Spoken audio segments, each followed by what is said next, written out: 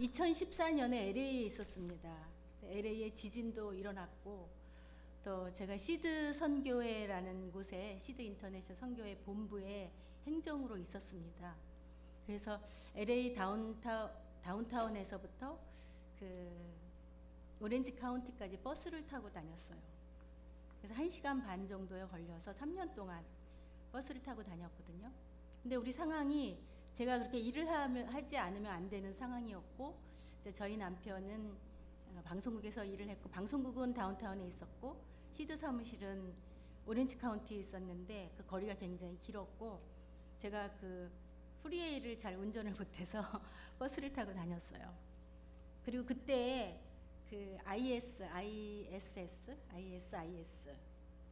많은 사람들을 죽이고 선교사들을 죽이고 화형하고 막 그러는 뉴스들이 계속 들려오고, 지금도 그렇지만 그때는 그게 굉장히 그 마음이 아프고 쇼킹하고 그런 뉴스였죠. 그리고 지진도 났었어요, LA에. 또 불도 났었어요, 가뭄이 심해서. 그럴 때 이제 말씀을 묵상을 했었는데, 그리고 제가 왜 그런 뉴스들에 더 민감을 했냐 하면은, 그 사무실에서 중보기도 이렇게 목사님들이 5분이 계셨고, 행정이 전도사님 1분이랑 저랑 있었는데, 일주일에 한 번씩 선교사들 140명을 위해, 140 가정을 위해서 기도하는데, 이제 선교지에서 계속 그 선교 그 기도 제목들이 들어올 때 참 어려움이 많았어요.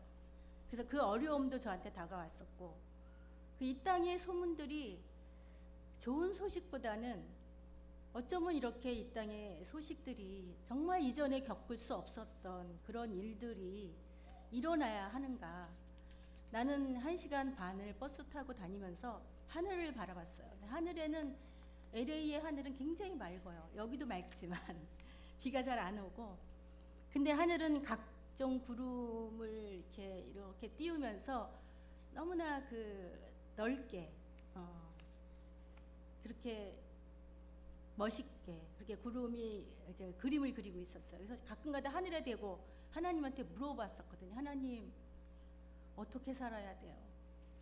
하나님, 정말 나는 공부하고 아침 6시 반에 나와서 또 저녁에 버스를 타고 가면, 흑인들 이렇게 얘기하면 좀 그렇지만 거의 노동자들 사이에서 이렇게 가는데, 집에서 내리면 무서운 골목길을 뛰어가야 되는데 하나님 어떻게 살아야 됩니까? 하나님 저를 이 자리에까지 이렇게 인도하신 데는 분명히 목적인데 어떻게 살아야 됩니까? 그럴 때 제가 묵상했던 건데요. 그때 저희가 그 생명의 삶 그 규절이 요한계시록이었어요. 이게 뭐냐면, 이 예언의 말씀을 읽는 자와 듣는 자와 그 가운데 기록한 것을 지키는 자는 복이 있나니 때가 가까움이라.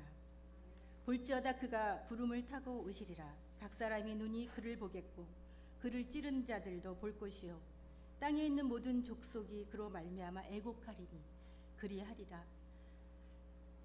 참 가을 하늘이 청명한데, 그 어떻게 살아요? 그렇게 내가 하나님한테 물어봤을 때 아침에 말씀을 묵상한 것들이 생각났어요. 성경의 마지막 계시록,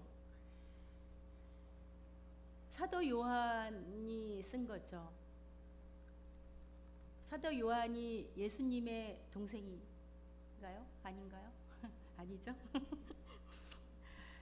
하여튼 열심히 야고보가 동생이죠. 열심히 복음 사역을 하다가 붙잡혔죠. 반모섬에 마지막으로 붙잡혀서 하늘의 계시를 열고 그 말씀을 들었던 건데요. 그 시대의 절망과 답답한 가운데서 그 하나님이 주신 이 말씀은 약속을 붙들고 일어나는 아름다운 환상이었다는 생각이 들었어요. 그러니까 답답하게 섬에 이렇게 갇혀 있어서 답답해. 어떻게 하면 좋을까? 그리고 밖에서는 난리가 났어요. 잡혀가고 막 그 성도들이 잡혀가고 뭐 어떻게 할 수가 없는 그런 상황이었는데, 그런 시대의 절망함과 답답한 가운데서 그 계시를 받았을 때 요한이 얼마나 좋았을까, 얼마나 놀랬을까. 이 터질 것 같은 마음, 이 답답하고 어떻게 해결할 수 없고 내가 이 사슬을 끌고 나갈 수 없는 이 섬 가운데에서 들려주셨던 하나님의 말씀은 요한이 절망을 했는지 아니면 믿음으로 굳게 기도했는지 제가 잘 모르지만 그 절망스러운 시대 가운데에서 소망을 주는 그런 말씀이었을 것 같아요. 그 절망은, 계시는 절망을 희망으로 바꿉니다. 장래에 일어날 일들을 보여주셨잖아요. 예수님 돌아가시고 부활하셨는데 성도들은 다 붙잡혀가고 본인도 반모섬에 묶여 있어서 나갈 수도 없는 상황에서 다시 한번 그 장래에 일어난 일들을 세세하게 본 요한은 얼마나 감격했을까요? 그의 얼굴은 해가 힘있게 빛난다고 써있더라고요. 그 나팔 소리 같은 음성, 그것을 다 기록하라고 했던 그 음성 뒤에 보였던 예수님의 모습을 보며 사도 요한은 암울한 상황과 형편에 묶여있는 사람에게 주는 장래에 일어날 좋은 소식이라고 생각됐습니다.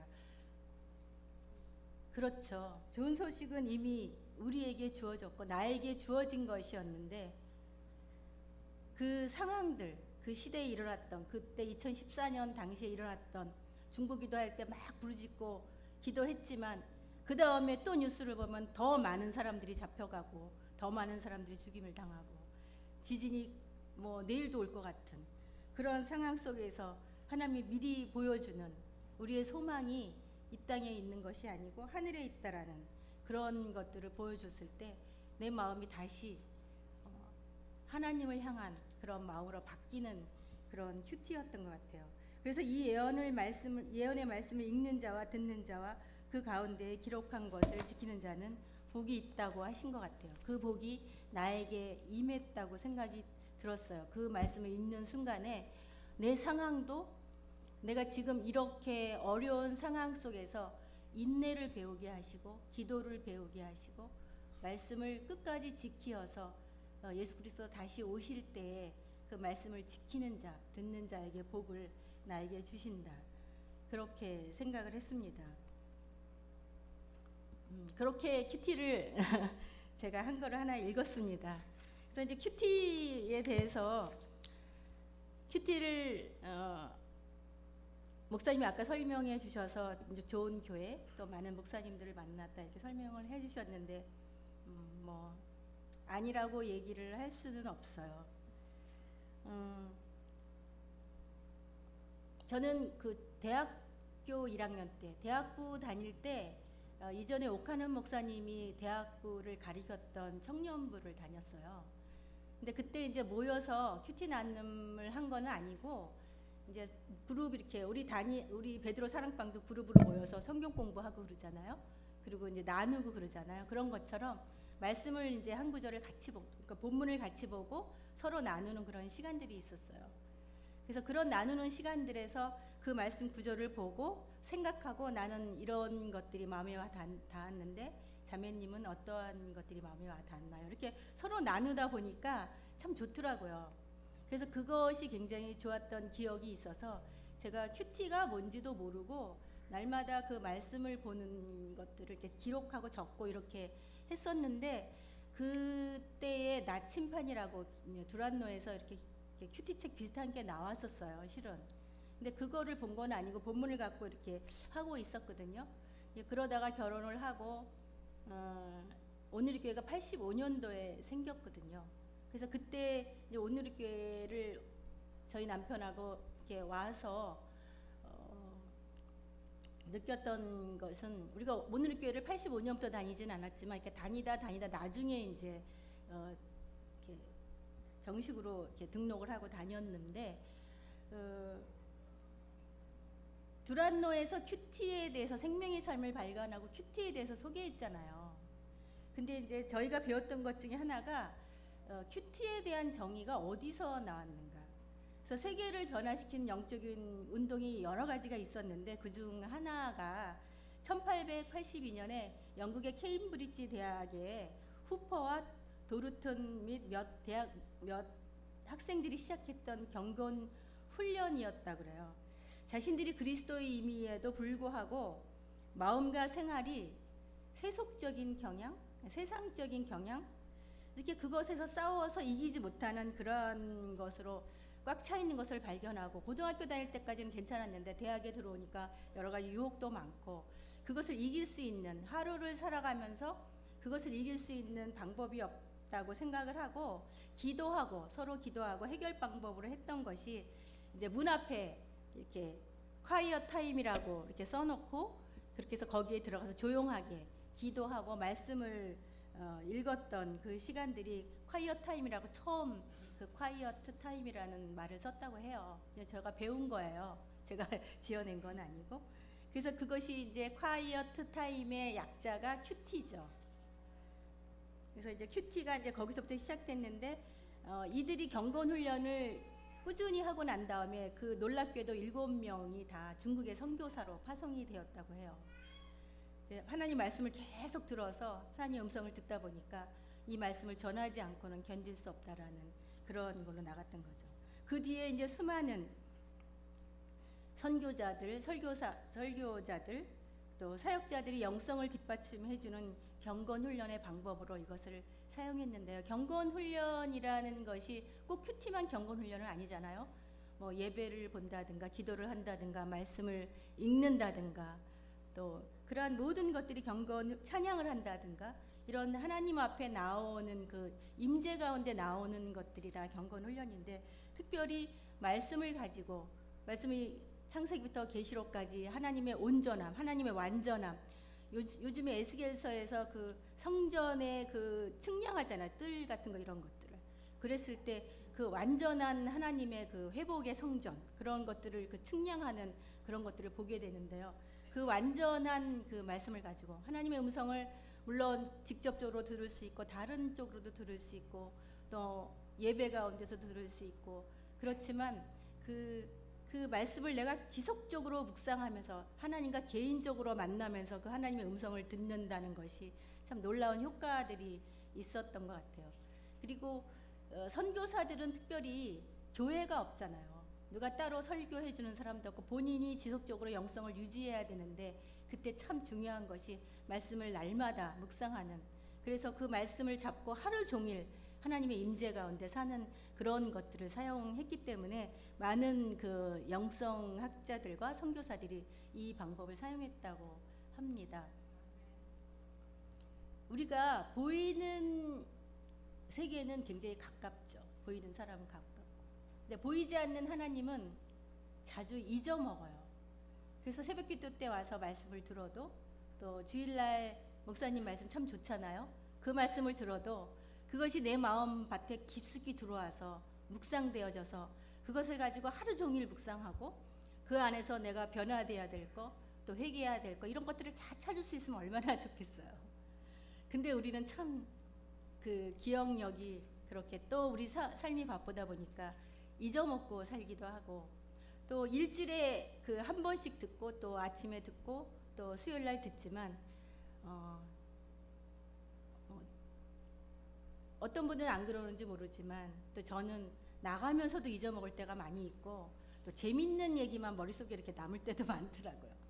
그래서 가급적이면 쓰고 그것을 가지고 묵상하려고 하는데, 그렇게 그런 공동체적으로 주는 그 선포적인 메시지 정말 중요하고, 그것이 필요하고, 또 성경 공부가 우리한테 너무나 필요하죠. 우리는 성경을 그렇게 잘 해석하고 볼 수 있는 그런 배움이 없기 때문에. 그렇지만 이 성경 공부와 또 그 전체적으로 우리가 듣는 그 공동체에 대한 선포와 달리, 큐티는 하나님과 나와의 개인적으로 만나는 1대1의 예배라고 보면은 된다고 생각해요. 그래서 개인의 예배, 그 다음에 공동체의 예배, 또 그룹으로 보는 또 그런 소그룹 예배, 또 여러 가지 예배들이 있잖아요. 그리고 중요한 그 삶의 예배가 있잖아요. 근데 정말 중요한 삶의 예배가 우리 공동체 안에서 목사님 말씀 가운데서 이렇게 선포돼서 우리 안에 그 성소에서 샘물이 흘러나오시 우리 안에 들어오는 것과 마찬가지로, 우리가 개인적으로 하나님을 만날 때 그 하나님이 내게 주셨던 그 말씀의 씨가 내 안에 들어와서 나의 어그러지고 하나님을 따라가지 못하는 그러한 것들을 조목조목 살펴서 나를 깨우칠 때, 내가 그 음성에 눈이 열려서 하나님을 만날 때는 개인적으로 하나님을 만나는 그러한 시간이 되는 것을 이 콰이어 타임의 시간이라고 하고, 이것을 이 케임브리지 대학에서 했던 사람들이 명칭을 한 큐티라고 합니다. 근데 보통 큐티 그러면은 무슨 기적인가 뭐 이렇게 하는 사람들도 있더라고요. 근데 이제 그 데니스 레인이라는 영국의 선교사였는데 30년 동안 그 선교사를 하실 분인데, 예전에 한국에 와서 강해 설교 세미나를 했었어요. 근데 이분이 강해 설교 세미나 한 거는 자기가 30년 동안 큐티한 노트를 가지고 거기서 나온 묵상의 것들을 이렇게 설교했던 것인데, 그게 참 영향이 좋았다고 해요. 그래서 그 마음속에 하나님이 깊이 주셨던 그 말씀, 그게 깊은 곳에서 나오는 말씀을 사람들에게 나눌 때는 그게 그 감동이, 하나님의 말씀은 살았고 운동력이 있다 그러잖아요. 그래서 좌우의 날선 검과 같아서 혼과 영과 골수와 관절을 찔러 쪼개기까지 하고 마음의 생각을 감찰한다고 했는데, 그 마음의 생각을 감찰하는 것이 전달이 되어서 사람들이 감동이 되어서 이 설교가 참 좋구나, 이렇게 목사님들이 생각이 들었다고 해요. 그 중에 하영조 목사님이 데니스 레인 목사님하고 교제를 하다가, 그때까지는 주제 설교들을 많이 하셨어요. 85년도, 그다음에 87, 8 그때까지는. 그러다가 이 묵상으로 나온 이 강의 말씀을 계속 깊이 묵상하면서 했던 것들을 이제 하시면서, 강의 설교를 하시면서 그것들이 사람의 마음이 닿아서 감동을 일으키고, 그 다음에 사람들이 자꾸 모이기 시작했어요. 그리고 폭발적으로 부흥이 일어났던 것 같아요. 그래서 하영조 목사님이 우리 교회는 큐티하는 교회로 해야 되겠다. 개인이 다 큐티를 해야 되겠다. 이 개인이 다 큐티를 하고 그것들을 가지고 정말 하나님이 이 사람에게 주신 말씀 틀리고 또 이 사람에게 주신 말씀이 다 틀리잖아요. 개인의 상황이 다 틀리기 때문에. 그런 큐티를 하지 않으면 집사를 안 세웠어요. 그리고 순장, 그 구역장도 안 세웠어요. 그러니까 그런 훈련, 세미나들을 다 통과하고 1대1 제자 훈련 이런 것들을 다 통과를 해야지 교회에서 사역을 할 수 있게 해주셨어요. 참 좋았던 것 같아요. 왜냐하면 교회에서 사람들이 이렇게 만나잖아요. 예배 볼 때는 막 예배 봐, 막 그리고 막 거룩해지잖아요. 우리가 그 말씀의 셈이 이제 우리한테. 그러면 예배 밖에 나가서 이제 막 한두 사람씩 얘기하다 보면 막 잊어먹고 막 다른 얘기하잖아요. 어떤 걱정도 얘기하고, 내가 어디 갔었는데 뭐가 이랬었다라는, 어쩌면은 내 마음속에 깊이 들어왔던 것, 그 말씀을 묵상하는 훈련은 우리가 그렇게 많이 돼 있지 않아요. 그렇지만 우리가 살면서 계속해서 우리가 묵상했던 거, 우리가 묵상이 생각이잖아요. 그래서 우리를 힘들게 했던 사건들, 저 집사님이 나를 어떻게 했다, 뭐 이런 것들은 굉장히 잘 묵상이 돼요. 왜냐하면 어릴 때부터 사람은 계속 앞에 있었기 때문에 묵상의 훈련이 너무너무 잘 돼서 그 묵상은 되게 잘 돼요. 그래서 묵상을 하고 그 다음에 묵상의 씨가 막 이렇게 들어가가지고 뿌리가 내리고 또 잎이 열리고 열매를 맺어요. 그래서 옆 사람한테 먹여요. 그런 일들을 참 자주 하게 되는 게, 그리스도인임에도 불구하고 그런 경험들을 참 많이 했어요. 이제 그렇다가 보니까 이 묵상이라는 게 뭔가 이런 생각이 들었어요. 근데 오늘 이렇게 있을 때 성도들이 다 모이면 큐티 안 하면은 간첩 같잖아요. 그리고 소외감 느끼잖아요. 할 말이 없잖아요. 오늘 아침에 이렇게 묵상을 했는데 나는 이런 말씀이 나한테 왔어. 집사님은 어떻게 생각하세요? 나는 그 말씀에서 난 이렇게 생각했는데, 예를 들어서 사마리아의 그 요한복음 4장에 그 예배, 신령과 진정으로 예배할지니라, 이 산에서도 말고 저 산에서도 말고 예배는 신령과 진정으로 할 것이니라, 이렇게 하는 그 기절을 가지고 참 많은 얘기들을 해요. 어떤 사람은 그 물 길러 온 그 사마리아 여인이요, 남편이 5이 있다 그랬잖아요. 그 사마리아 여인은 계속 남편을 바꿨어요. 왜냐하면 거기서 충족함을 얻기 위해서. 그렇지만 그 남편을 바꿨던 것에 대한 그 창피함, 그런 자신의 또 그 자기 열등감, 그런 것 때문에 사람 앞에 나타나지 못했기 때문에 한낮에 물을 길러 오는 그러한 여인이었거든요. 이제 그런 걸 가지고 자기한테 이제 하나님이 주셨던 것을 얘기를 하는데, 이제 어떤 분은 이렇게 얘기를 하더라고요. 나는 어릴 때부터 돈도 있었고 남편도 집안도 잘 살았고 아이들도 잘 됐었고 남편도 좋았고 부족함이 없이 자랐기 때문에 그거를 다 내 남편으로 생각을 했다는 거예요. 거기를 의지하고 살았다는 거예요. 근데 어느 날 본인이 굉장히 어려운 일에 딱 닥치니까 그 일을 해결할 수가 없고 자기 마음속에서 어떻게 해야 될지 모르는 그러한 믿음이 없는 자라는 것을 발견했다는 거예요. 그 요한복음 4장의 수가성 여인의 구절을 보면서. 그러면서 그 남편에 대해서 자기는 뭐 돈도 이렇게 막 얘기를 하는데 저희 이제 둘째 아들이 게임을 되게 많이 했어요.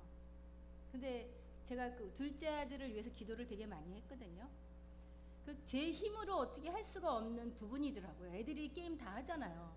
근데 걔는 특별히 그 게임의 은사가 뛰어나가지고 이렇게 막 그 인터넷에서 이렇게 잘하는 사람들끼리 하는 그 게임을 하고 있어요. 얼마나 재밌겠어요. 근데 내가 이제 그 아들이 예배하는 자가 되게 해달라고 게임을 예배하고 있습니다. 하나님을 예배하는 자가 되게 해달라고 기도를 하는데 굉장히 오랜 시간이 걸렸어요. 그 아들이 돌아오기까지. 게임에서 건진 내 아들이었는데 그 아들이 뭐라고 얘기를 하냐면 어느 날 저한테 참 많은 얘기들이 있는데 걔가 회복이 됐었어요. 나중에 회복이 되어서 저하고 큐티 나눔을 했어요. 우리 가정 안에서 큐티 나눔을 했거든요. 그래서 걔가 큐티를 배우고 날마다 말씀을 묵상한 거를 저하고 나눴어요. 저희 남편하고도 나누고 형하고도 나누고. 그러니까 이제 자기가 힘들고 그러면 이제 말씀을 가지고 나한테 오고 그랬거든요. 회복이 되고 난 다음에는 우리 안에 담이 없더라고요. 벽이 없더라고요. 자기의 속에 깊은 것들을 나눌 수 있는 그러한 사람들이 모인 곳에는 벽이 없어요. 그리고 서로 간에 어떤 그 뭐가 마음에 안 들어도 저 사람의 마음에 이 말씀 이것 때문에 이러한 말씀이 필요했구나라는 걸 서로 나눴기 때문에 이해가 가요.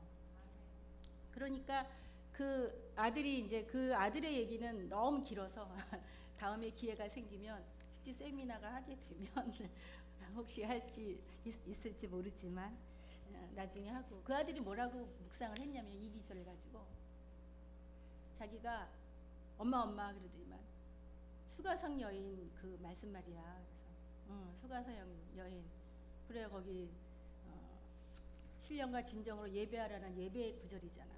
그 구절을 가지고 많이 예배 사역자들이 강의하잖아. 그랬더니 그 구절인데 내가 그 구절을 보니까 내가 그 다섯 남편 그걸 섬기느라고 열심히 게임을 했다는 거예요. 그 예배를 했다는 거예요. 자기 목마름을 채우기 위해서. 계속 그런데 첫 남편도 목마름에 만족하지가 않았고 둘째도 목마름에 만족하지가 않았고 셋째도 목마름에 만족하지 않았고 계속 바꾼 거. 자기 만족하지가 않았대. 게임을 해도 만족하지가 않고. 그랬는데 그 구절을 딱 보면서 내가 주는 물은 영원히 목마르지 않는 생수가들이라고 하는 그 말씀에 자기가 그 말씀에 눈이 열렸다는 거예요. 그래서 예수님께 나오는 것, 하나님께 나오는 것이 우리가 나가는 것 같지만 말씀 앞에 이렇게 나가는 것 같지만 나가서 그 말씀 앞에 기도하고 그럴 때 성령님이 그 사람을 열어가는 거더라고요. 그러니까 성령님이 열어주시는 거예요. 내가 말씀을 찾아서 막 연구하고 들어가고 막 이렇게 내가 어떤 말씀이 좋을까? 이 말씀 참 좋다. 이렇게 줄 긋는 것이 아니라 성령이 말씀이 나에게 임하게 하고 말씀이 나를 열어가는 과정에 내가 순종하고 연습하고 하는 건데 그 아들이 말씀이 자기를 열었다고 그렇게 표현을 하더라고요. 그러고 난 다음에 게임을 지웠더라고요. 그래서 그렇게 똑같은 구절인데도 이렇게 대체하는 게 자기 상황, 자기의 갈급함 이런 거에 대해서 그 상황들을 다 대체하잖아요. 그런 것들을 서로 예배가 끝난 다음에 나누는 거예요. 그러니까 커피숍도 있었어요. 교회에. 그럼 커피숍에서 그런 것들을 막 나눠요. 그렇지 않고 딴 거를 막 나누잖아요. 그러면은 이상한 사람 눈으로 이렇게 봐요. 왜냐면 다들 영성이 조금씩 들어갔거든요. 그러니까 영성이 뭐냐면 하나님과의 관계잖아요. 그 조금씩 그 하나님과의 관계의 맛을 본 사람들은 그렇지 않는 거가 재미가 없는 거예요. 그리고 그런 것들 말들이 막 오갈 때 그게 이렇게 싫은 거예요. 그러니까 교회가 이게 자꾸 부흥이 되더라고요. 순위 부흥이 되고. 그래서 정말 무엇을 하면 하나님께 순종을 할까? 무엇을 하면 하나님을 기쁘시게 할까? 이런 대화들이 그 가운데 일어나는 거 보고 제가 참 많이 놀랐어요. 말씀의 힘이 이렇게 위력이 있구나.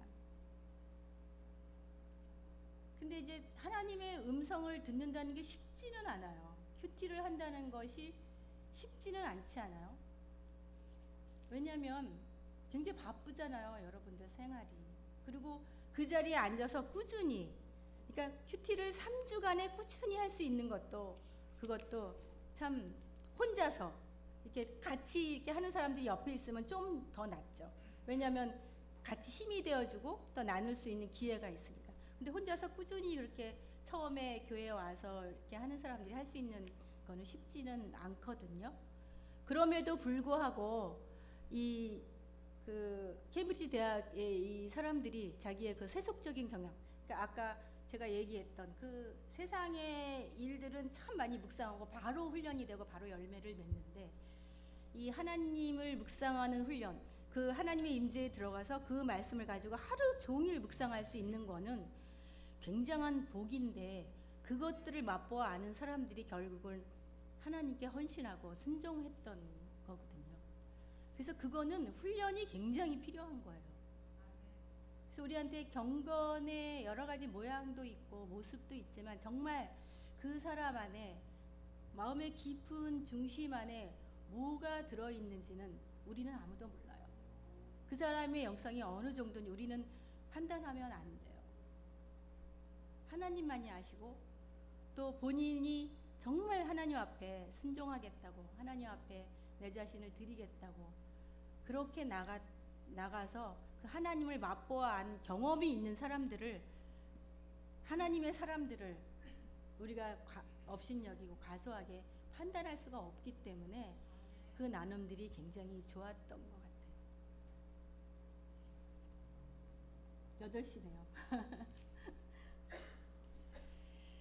그래서 이제 제가 큐티의 유익에 대해서 이제 얘기하라고 말씀을 하셔서, 처음에는 저 이렇게 막 말씀을 전하고 그런 사람도 아닌데 막 망설이다가, 그래도 주님이 내가 들을 거야, 너는 나로 하여금 듣게 하라, 그 말씀이 저한테 와닿기 때문에 제가 이제 여기에 섰는데요. 제가 그 종이를 하나 나눠드렸었어요. 받으셨어요? 네. 그래서 제가 한 10분 정도 더 해도 되나요? 아니면 얼마큼을 더 해도 되나요? 예? 더 해도 돼요? 그리고 또 하나 중요했던 거는 뭐냐면, 이 말씀을 나누잖아요, 서로. 큐티 나눔방이라는 게 나중에 생겼거든요. 그래서 참 많이 생겼어요. 그래서 여성 사역 안에 큐티 나눔방 사역이 생겼는데, 제가 그 사역에서 사역 그 안에 들어가서 리더로 일을 했었습니다. 오늘의 교회 있을 때. 그리고 그 정말 좋았던 것은 뭐냐면, 우리가 서로의 그 약점들을 서로 알잖아요. 저 사람은 저거만 고치면 딱인데. 근데 그렇게 우리가 이렇게 사람을 볼 때 우리는 외모를 보잖아요. 하나님은 중심을 보는데. 제가 이렇게 앞에 섰을 때 여러분들 그렇게 생각했을 거예요. 이렇게 저분이 선교사라는데 저 앞에 왜 섰지? 안경 썼구나. 까만 옷 입고 이렇게 외모를 보시잖아요. 그런 것처럼 우리는 그렇게 외모를 보는데 하나님은 중심을 보시기 때문에 그 중심에 있는 것들을 서로 나눴잖아요. 그 외모를 보던 것. 저 사람 정말 내 마음에 안 들어. 이랬던 것들. 이거는 정말 아니야. 내가 판단하기에. 정말 이렇게 곱게 가야 되는데 왜 자꾸 이쪽에서 이쪽으로 빠지고 그러지? 막 이러했던 것들에 대해서 그 약점을 알잖아요. 근데 나눔방에서 뭐 하는 줄 아세요? 굉장히 중요한 걸 제가 빼먹고 넘어갈 것 같아가지고 다 나누잖아요. 그 하나님이 주셨던 내 연약함들을 그날 그러니까 이스라엘 백성이 출애굽해서 광야로 나왔을 때 40년 동안 하나님 먹이셨던 것이 있죠. 만나를 먹이셨잖아요. 근데 그 만나를 이틀 거를 한꺼번에 가져오진 않았어요. 마지막 토요일은 그랬겠지만. 그래서 매일매일 주셨던 그러한 거거든요. 매일매일 오늘이 다르고 내일이 다른 그 내 상황 가운데서 하나님이 주셨던 그런 것들을 서로 나눌 때 그분을 위해서 그 나눈 걸 다 고백한 거예요. 그 중심에 있는 것들, 하나님의 가장 깊은, 사람의 가장 깊은 것도 중심이지만 하나님의 가장 마음의 깊은 것들을 글로 써서 우리한테 남겨주신 예언이 말씀이잖아요. 그것들을 나눴던 사람들이 하나 되었던 사람들이 했던 게 뭐냐면 중보기도였어요. 그래서 그 중보기도가 얼마나 중요했는지, 그냥 중보기도 우리 하면은 그냥 제목 가지고 막 읽잖아요. 우리의 소원을 가지고 하나님한테 막 올려드리잖아요. 그런데 큐티 나눔 방에서 했던 중보기도는 뭐였냐면 자신의 연약함을 고백하고, 내가 또 오늘 말씀을 보고 이런 것을 깨달았습니다. 그 스가랴서에 보면은 제가 하려고 했던 건데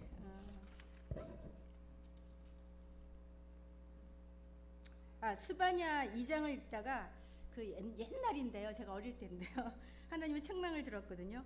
내가 모압의 회방과 암몬 자손의 후역을 들었나니 그들이 내 백성을 회방하고 스스로 커서 그 경계를 침범하였느니라. 근데 거기서 제가 이렇게 읽다가 내 백성을 회방하고 스스로 커서 경계를 침범하였느니라 이렇게 마음이 탁 가더라고요. 그래서 스스로 커서 경계를 침범하였느니라. 하나님 이 말씀 저한테 왜 주셨죠? 이렇게 물어봤어요, 제가. 근데 말씀을 읽다가 궁금한 것들은 물어보고 또 줄을 치기도 해요. 이렇게 읽다가 눈이 이렇게 가는 데가 있어요. 하나님이 우리를 그렇게 하나님을 볼 수 있게 하는 DNA를 주셨기 때문에 우리는 늘 어떤 것을 갈망하지만 결국은 그 갈망의 끝이 하나님이거든요. 근데 하나님을 바라고 기도한 사람들은 하나님이 그 갈망의 끝에 필요한 그 포인트 안에 해결점을 딱 불어넣어 주셔요. 왜냐면 내가 지금 이것 때문에 막혀 있다는 거를 나는 모르지만 하나님이 아시기 때문에. 근데 뭐라고 했냐면 스스로 커서 경계를 침범하였느니라. 근데 저한테 뭐가 탁 들어오냐면 난 열심히 교회 다녔잖아요. 근데 우리 남편 얘기를 해서 너무 죄송한데 여기 있어서 일이 너무 바쁘니까 교회 열심히 안 왔거든요. 주일날 예배 보고 또 그때는 LG전자를 다녔을 텐데 밤 12시에 들어오고 막 그럴 때도 있었고, 근데 내가 보기에 말씀 묵상도 잘 안 하고, 그래서 그 경계를 내가 침범한 거예요. 남편의 그 하나님이 그 만드신 그 고유한 그 개인의 그 범위, 그거 부부도 침범하면 안 되는 거잖아요. 하나님이 기중하다 그래요. 침범해가지고 막 판단하고 지금 교회 좀 열심히 나오지, 새벽기도도 나오지 막 이럴 때였거든요. 그랬는데 그 말씀을 이렇게 보면서 지금도 여전히 제가 가끔 그럽니다. 그런데 그때는 더 했던 것 같아요. 그래가지고 막 그 신앙의 잣대로 아이들도 막 재고 남편도 재고 했던 것에 대해서 갑자기 떠오르게 한 거예요. 그래서 내가 그것을 나눔방에서 나누고 회개했어요. 그랬더니 제가 하던 나눔방에 나왔던 자매들이 다 똑같이 회개를 하더라고요. 그래서 그러면 우리가 참 하나님이 돕는 배필로 지었는데 우리 이렇게 기도하고 서로 연약함들을 나누었으니까 우리 하루 어떤 집이 그 양평에 별장을 가지고 있었어요. 그래서 거기에 가서 기도하고 오자. 그래가지고 기도하러 갔는데 우리가 음식을 많이 준비했거든요. 바베큐도 하고 막 그래갖고 남편들도 모시고 가서, 데리고 간다 그러면 안 되지. 모시고 가서 이 맛있는 바베큐로, 한국에서는 그 당시에 바베큐하고 이렇게 뜰에서 이렇게 고기 굽고 그런 게 별로 없었어요. 그래서 잘 안 나오는 남편들, 교회 문턱에 잘 안 오는 남편들 다 모시고 가서 우리 하룻밤 수양회를 하자. 그래서 함께 낭평에 놀러 갔다 온 적도 있었어요. 그래서 그 나눔방에 나왔던 그 순식구들, 우리 식구들이 되게 좋아했어요. 그리고 남편들이 먹는다 그러면 다 나와요. 그래가지고 아이들도 데리고 와서 이렇게 하룻밤 기도하고 이렇게 했었던 적이 있거든요. 그래서 그렇게 서로의 그 하나님의 중심에 깊은 것들을 하나님이 떨어뜨려 주신 것을 묵상해서 피어 올라와서 그것이 열매를 맺을 때는 옆 사람을 먹이는 거예요.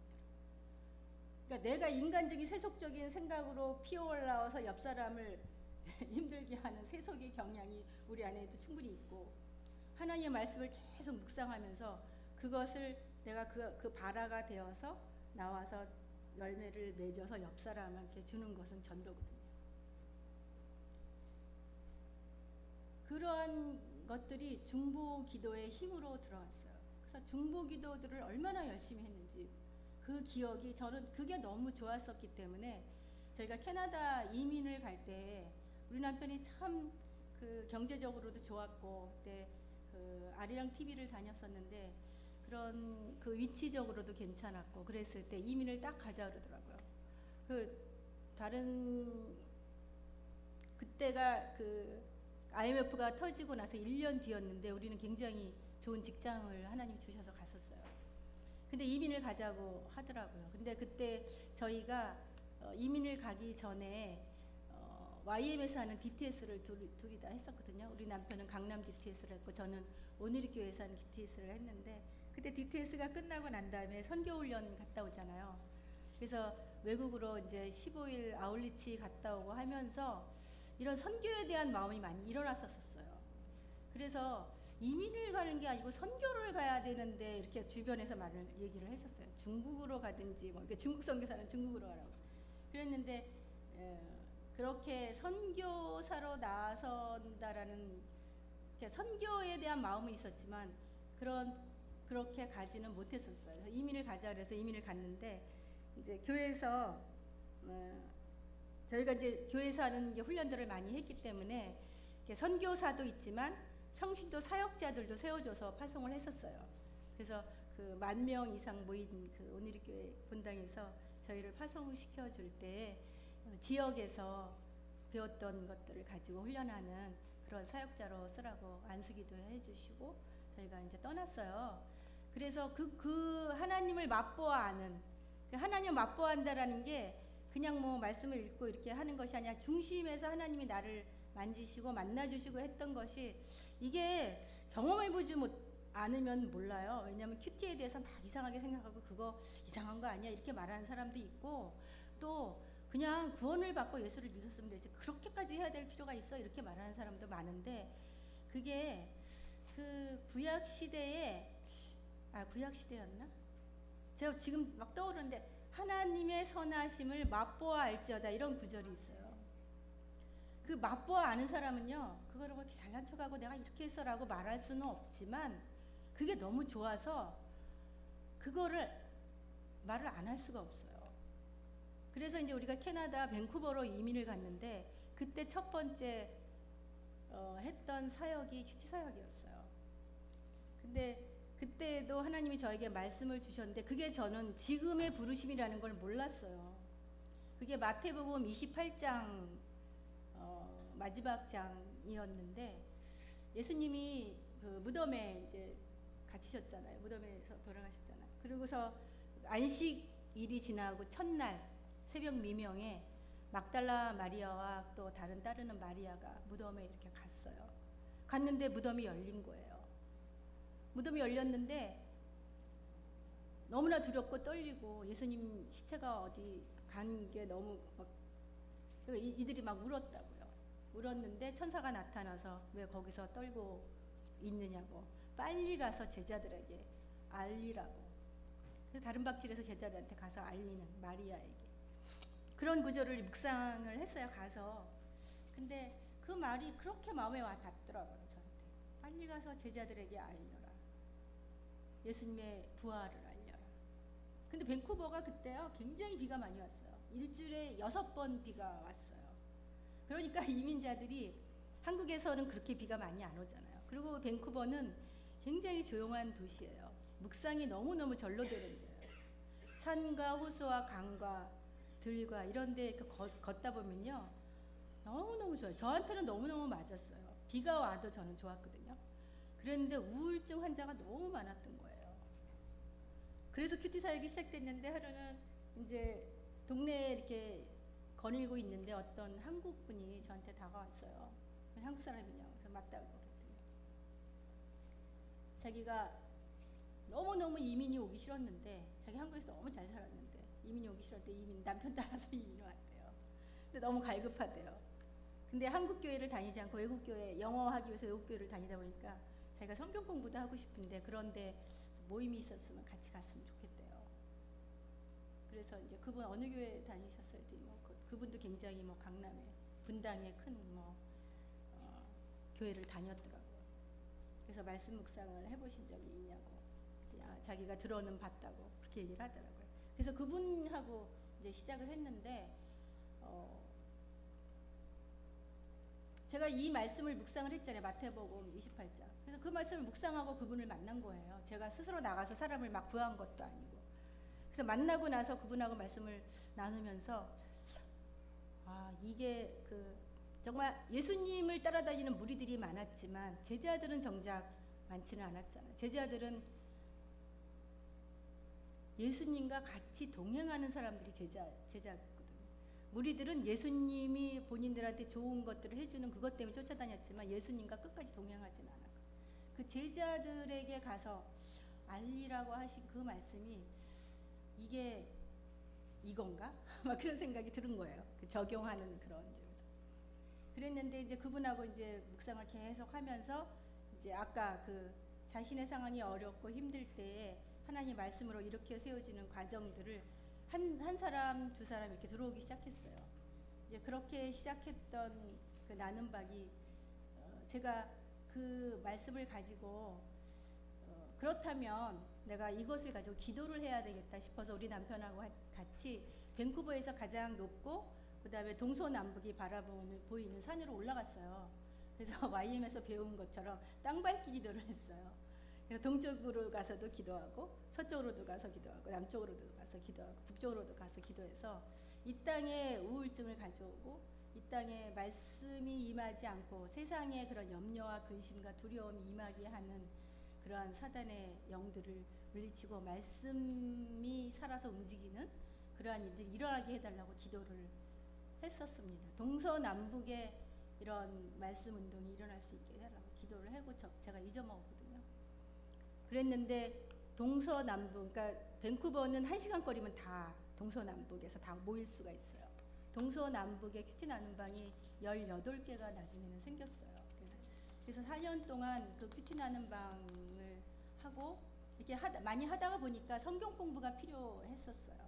그래서 실은 성경을 이제 가르칠 수 있는, 더 큐티를 더 잘 가르칠 수 있는 오늘교회 목사님들이 LA 두란노에서 올라와서 가르쳐 주시고, 또 큐티 세미나, 천만 큐티 운동본부에서 와서 큐티 세미나도 해주시고, 그래서 막 내가 굉장히 연약하고 그랬던 사람인데 막 앞으로 나가기 시작했던 거예요. 그래서 이제 큐티 사역을 그때 이렇게 했기 때문에 이제 이 선교사로 여기 와서 저는 큐티 사역을 논 지 한참 됐어요. 왜냐하면 선교사로 나갈 준비를 하면서 하나님이 다른 부르심이 있다라고 생각하고 그 말씀을 전하고 선포하고 또 세미나를 다니고 하는 것들을 다 놓았기 때문에 다 자료들을 다 LA 있을 때 다 폐기하고 왔어요. 그리고 인석진 목사님께서 저한테 큐티 해달라 그럴 때 이거 아니지 않나 뭐 이런 생각도 많이 했었거든요. 근데 어쨌거나 하나님이 어떤 자리에 있던 예수를 믿는 사람은 어떤 자리에 있던 리더의 자리에 서서 너희는 왕같은 제사장이요 거룩한 나라요 하나님 백성이고 하나님의 아름다운 빛을 선전하게 할 자라고 했기 때문에 어떤 사람, 어떤 교회, 저희가 이제 실은 일본 교회에 가서 이거를 하려고 했었어요. 근데 하나님이 기회를 주시고 하나님이 부르시는 그 부르심의 소망이 무엇인 것에 대해서 묻는 자들에게는 다 할 것이지만 또 기회가 주어져서 이렇게 목사님이 말씀하실 때 순종하고 나가야 되겠다라는 그런 마음이 들었고, 베드로 사랑방에 이제 제가 저희 가까이 있어서 저희가 참석하거든요. 그때 목사님이 처음 사랑방 두 번째 날 오셔서 같이 나눔하고 그런 일들을 하면서 이 사랑방이 얼마나 중요한 건가, 사랑방에서 나눔이 얼마나 교회를 든든히 하고 또 개인을 든든히 하고 또 서로 간의 그 유대 관계, 시줄과 날줄이 엮여서 하나 천을 이루고 그 장막을 이루듯이 얼마나 중요한가 이런 것들을 알았기 때문에 제가 순종하고 왔거든요. 그래서 그 잠깐만 그거만 하고 끝낼게요. 그래서 큐티의 정의, 큐티란 이렇게 제가 드린 게 있잖아요. 그거만 한번 읽어보고 끝냅시다.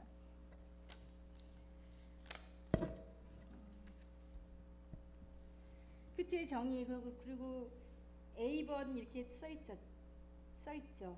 조용한, 근데 제가 그 가로를 뺐다가요, 빨리 하느라고 다시 집어넣었어요. 가로 하면은 굉장히 어려워하더라고요. 근데 가로를 치는 이유는 중요하기 때문에 가로를 치는 거거든요. 근데 여러분들 빨리 읽고 집에 가서 묵상하시라고 제가 넣었어요. 조용한 시간과 장소를 정하여서. 그러니까 큐티를 할 때는 이렇게 출애굽해서 광야로 나왔잖아요. 광야에는 아무것도 없어요. 나중에 광야에 뭐가 있었죠? 광야에는 성막이 있었어요. 성막은 하나님의 임재가 있는 곳이잖아요.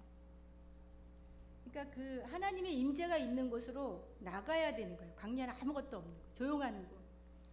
그분만 바라볼 수밖에 없는 그 광야로 나가는 게, 조용한 시간과 장소를 내가 정하는 게 외부하고의 차단. 그리고 그 광야는 길이 없어요. 내가 어디로 가야 될지 모르는, 하나님께만이 길이 있는 거. 아까 시편 119편 105절에 주의 말씀은 내 발의 등이요 내 길의 빛이라고 한 그것이 구름 기둥과 불기둥이 움직여줘야만 움직일 수 있는 이스라엘 백성이었거든요. 광야는 사막은 되게 뜨겁잖아요. 구름 기둥이 비춰줘야 되죠. 밤에 어둡잖아요. 얼마나 사막에 무서운 짐승들이 많았겠어요.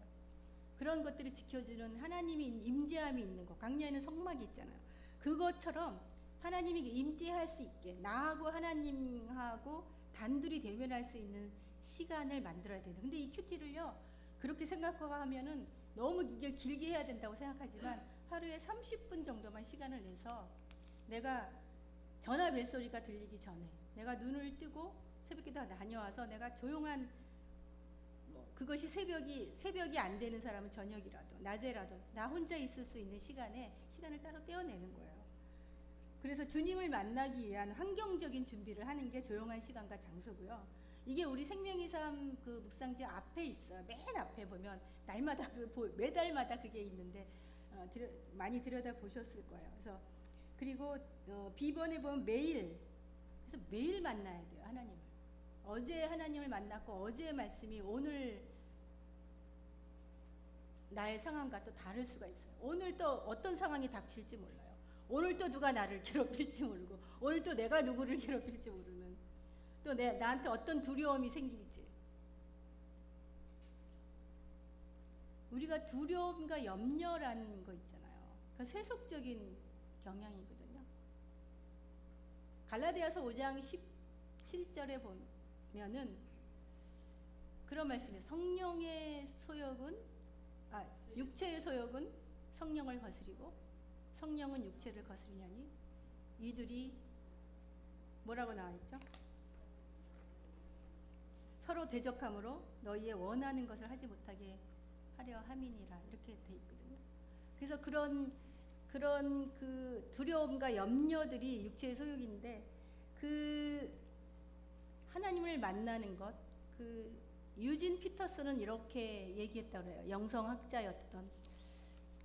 그 염려와 두려움을 가지고 믿음으로 하나님 앞에 그것을 다 드려서 그런 모든 염려와 두려움을 하나님께 맡기는 믿음을 가진 사람이 가지고 있는 것을 영성이라고 해요. 그렇게 말한 그것을 책에서 읽었는데, 그 염려와 두려움도 어쩌면 자다가 깨다 일어나서 우리 앞에 닥친 그런 현실로 인해서 앞으로의 아이들 문제, 진로의 문제, 이런 거로 염려와 두려움이 올 수가 있거든요. 그런 것들이 있을 때 이게 어제의 염려가 다르고 오늘의 염려가 다를 수 있어요. 매일 그것을 가지고 하나님 앞에 나가는 거예요. 그것을 연습하다 보면 어느새 내 안에 그것들을 하나님께 맡기는 훈련이 되어 있을 때, 이런 훈련들로 인해서 성령을 따라 사는 삶으로 바뀌는 거죠. 성령의 음성을 더 빨리 듣는, 이 내 안에 이렇게 싸우는, 그 육체와 성령이 싸우는 그것에서 내가 성령의 소욕을 따라가는 힘이 이 말씀을 묵상하는 가운데서 생긴다는 거죠. 그래서 매일의 훈련이 사람을 변화시킨다는 거죠. 10번에 보면 하나님을 개인적으로 만나는 시간이고, 내가 하나님과 1대1로 만난다고 아까 말씀을 드렸습니다. 성경 말씀을 통하여 나를 향하신 하나님의 음성을 듣고 그 나의 이름을 부르시고 내 양은 내 음성을 듣나니, 예수께서 그런 말씀을 하셨죠. 나는 양의 문이라. 그 양의 문으로 들어오지 않는, 그 양의 문이 아닌 것은 강도요 절도라고 했거든요. 그 예수님의 문으로 들어가는 그 시간이 개인적으로 하나님 만나는 그 시간이죠. 1대1로 대면하고 그분에게 나아가는 거죠. 근데 이제 굉장히 중요한 포인트들이 굉장히 많은데 그것을 다 설명할 수는 없고, 그 큐티 안에 그 예수님께 나아가는 방법이 있는데 그거는 다음에 기회가 되면 하기로 하고요. 성경 말씀을 통하여 나를 향하신 하나님의 음성을 듣는다 그러죠. 음성을 듣는 거는 많이 있지만 어떤 분들은 뭐 하나님이 직접 음성을 들려주시고, 또 어떤 우리 큐티 가르쳐 주셨던 목사님 어머니는 그러셨대요.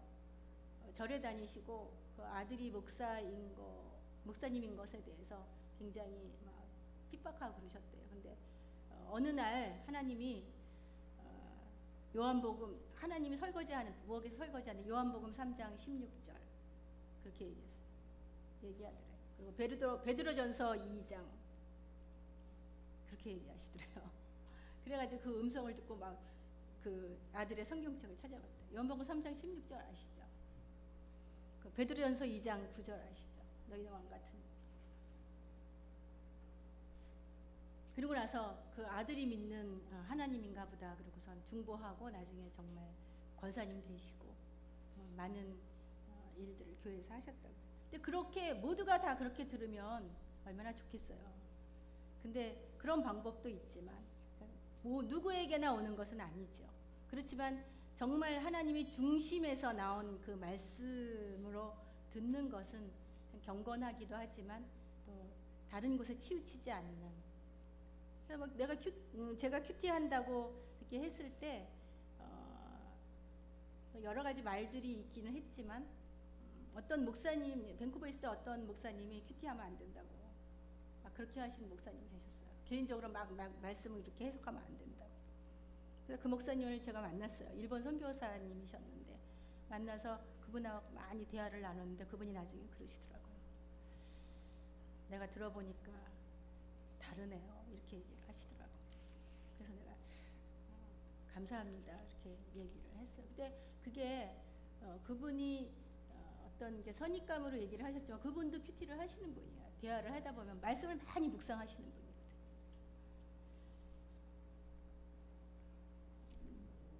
이제 나의 이름을 부르시며 말씀하시는 음성을 들을 때, 그래서 말씀으로 음성을 듣는 것이 큐티죠. 성령의 감동으로. 그래서 아까 디모데후서 우리가 읽을 때, 아까 베드로전서였구나. 디모데후서 우리가 읽을 때 모든 성경은 하나님의 감동으로 된 것으로 교훈과 책망과 바르게 함과 의로 교육하기에 유익하다라고 그렇게 읽었잖아요. 그리고 이는 하나님의 사람으로 온전케 하며 모든 선한 일을 행할 능력을 갖추게 한다고 그렇게 읽었던 것처럼, 우리가 말씀을 볼 때 우리가 읽는 것 같지만 성령이 우리의 눈을 열으셔서 우리에게 꼭 필요한 말씀을 하고 그 필요한 말씀을 하는 게 하나님의 음성이라는 얘기죠. 그래서 그럴 때 우리에게 감동이 있어요. 감동이 있는 것은 전해지기도 하는 거거든요. 그리고 삶에 적용함으로써, 적용은 큐티의 열매죠. 내 삶을 적용을 했을 때 그 내가 큐티를 하고 적용을 한 것을 내가 그 지번에 보면 삶의 변화와 성숙을 이루고자 하는 경건 훈련이다 이렇게 나왔잖아요. 삶의 변화, 나 큐티에서 삶의 변화와 성숙이 있었어. 내가 얘기할 수가 없어요. 내가 얘기해서 이 큐티에서 삶의 변화와 성숙이 있었다 이렇게 나는 성장했어 이렇게 말하는 사람은 아직도 이렇게 기초 단계에 이르고 있는 거죠. 왜냐하면 집안 사람이 더 잘하는 거거든요. 저분이 큐티에서 삶의 변화가 성숙이 있는지 없는지는 집안에서 가장 가까운 사람, 또 순에서 날마다 보는 사람이 보는 눈이 그것이 변화 성숙이기 때문에, 그래서 이 말씀 훈련은 지속적으로 되어져야 한다는 거죠. 그리고 겸손하게 주님 앞에 나와야 된다는 거죠. 내가 하나님의 사람으로 정체성을 가지고 내가 정말 하나님의 귀한 사람이라는 그것이 내 안에 이루어져야 하기도 하지만, 이렇게 부족한 나를, 이런 하와가 그 선악을 따먹어서 하나님 말씀하신 것들을 지키지 않고 선악을 따먹어서 눈이 밝아져서 그 날마다 선악을 따먹은 그 눈으로 육체의 모습을 가지고 살아가는 우리들을, 그 죄 가운데 있는 우리들을 구원해 주신 그 예수님의 그 보혈 때문에, 예수님의 그 모든 것 때문에, 창세기부터 요한계시록까지 가장 중요한 것이 예수님이죠. 예수님이 우리를 위해서 구원해 주시고, 결국 예수님의 초림과 그 재림까지, 이스라엘 백성도 많은 그 명령이 있었지만 그것들을 지킬 수 없었지만, 그 예수님을 예수님이 그 한 번에 그 몸으로 이루신, 요즘에 그 성전 회복에 대해서 계속 그 에스겔서에서 배우고 있는데, 단번에 이루신 그 온전함, 완전함, 이런 것들이 숫자 가운데서도 많이 나오더라고요. 그러한 것들을 눈으로 보는 거예요, 말씀 안에서. 우리는 이미 맛보아 아는 거예요. 우리는 이미 끝까지 다 봤어요. 요한이 반모섬에서 그 일들을 다 봤듯이 그것을 다 봤어요. 그렇게 본 사람들, 그런 제자들인데 그것들을 잊고 사는 거예요, 살면서. 그것들을 전해야 될 사람이라는 거죠. 제자들은 그것들을 다 봤기 때문에 너희 안에 소망에 관한 그것을 묻는 우리 주변에 있는 사람들에게 대답할 것들을 가지고 있으라고 했거든요. 그게 말씀을 놓치면 할 말이 없어요. 나도 저 사람하고 똑같이 살아갈 수밖에 없기 때문에. 나도 걱정하고 근심하고 나도 흉보는데 저 사람이 무슨 소망에 관한 이유를 묻겠어요. 집사님 안에 있는 그 뭔지는 모르지만 나 그거 나도 묻고 싶어요. 집사님 어떻게 그렇게 기쁘세요? 어떻게 그렇게 살아가세요? 그렇게 어려움 가운데서도 그 인내를 가지고 꿋꿋하게 살아가세요? 이렇게 물어보는 사람이 있어야 되지 않을까요? 그것을 전하는 것이 선교고, 그것을 전하는 것이 전도죠. 그거를 하라고 땅끝까지 이르러 복음이 전해질 때까지 예수님이 오신다고 그랬는데, 마지막 때를 아는 우리잖아요. 성경을 다 봤잖아요. 근데 그 봤다 할지라도 잊어먹잖아요, 자꾸 살면서. 근데 그 훈련을 계속 하는 거예요.